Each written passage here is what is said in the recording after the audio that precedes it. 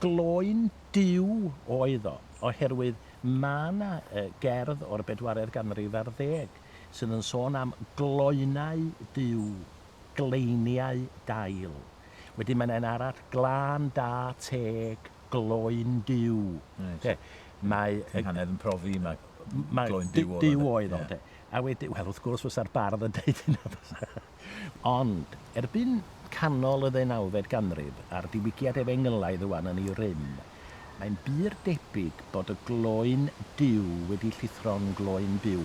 A'r rheswm mae'n bir debyg nad oedden nhw ddim eisiau defnyddio enw diw, yn ofer mewn difri, a wedyn bod o wedi dod yn gloen byw, a dyna da ni yn ei ddefnyddio.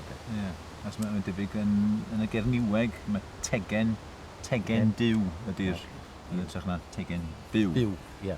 Rhywbeth peth teg neu rhywbeth teg yn debyg. Ie.